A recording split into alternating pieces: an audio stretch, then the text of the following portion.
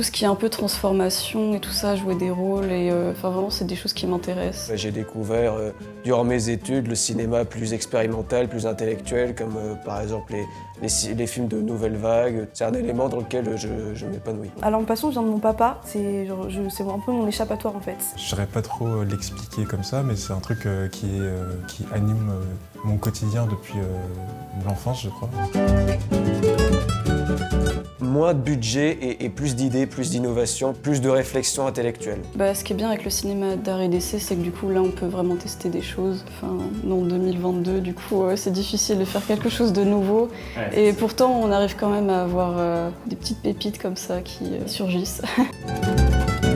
Mais je sais que vraiment c'est mon objectif, je vais essayer d'y aller très souvent parce que j'ai envie de défendre ce cinéma-là, et même si je peux ramener des amis en mode venez parce que c'est trop bien. Chez mes parents à Paris, j'y allais vraiment très souvent et je pouvais passer des journées au cinéma de midi à 23h. Je regarde plus des films chez moi, mais vraiment pour moi le meilleur endroit pour voir un film ça reste quand même le cinéma, parce que voilà on est coupé, vraiment il y a juste le film et nous dans une salle, puis voilà quoi.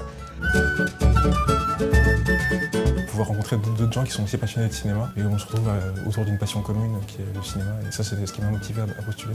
Moi c'est aussi un peu pour ça que j'ai voulu être ambassadeur, parce que j'ai voulu soutenir un peu les salles de cinéma, parce que pour moi c'est quand même assez important. En fait c'est super drôle parce que ça arrivait à un moment de ma vie où je cherchais à m'investir dans quelque chose en rapport avec ma passion, et vraiment ça arrivait pile poil au bon moment.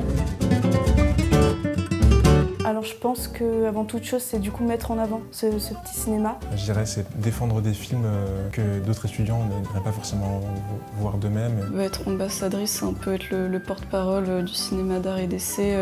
Et du coup, c'est l'occasion de parler du Dietrich qui est super. De découvrir des choses sur le cinéma en plus de mes études déjà, de découvrir des gens qui ont le même centre d'intérêt que moi. Alors moi je sais que ça m'a donné beaucoup de confiance en moi parce que j'ai fait des choses qu'à la base moi je ferais pas.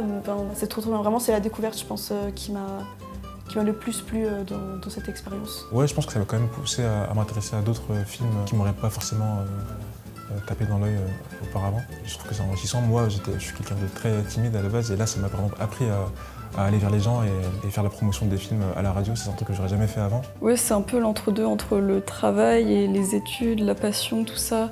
En fait, on met un pied un peu partout, et ça m'a apporté un nouveau regard sur le cinéma. Je pense qu'il faut plutôt miser sur le côté un peu social, collectif de l'expérience de cinéma, et organiser des événements, je pense, ça attire les gens. Communiquer à l'endroit où on a plus de chances de faire du bruit, quoi. Continuer les petites soirées animation, tout ça. On ne laisse pas les gens s'asseoir et regarder le film, on l'emmène autrement. Et ouais, je pense que ça, il faut pas changer, il faut limite même plus en faire, je pense. C'est celui qui me vient direct, je pense, je veux dire enrichissante. C'était très enrichissant. Enrichissante. Enrichissante, c'est une expérience enrichissante. On vous l'a dit 6 fois, c'est ça.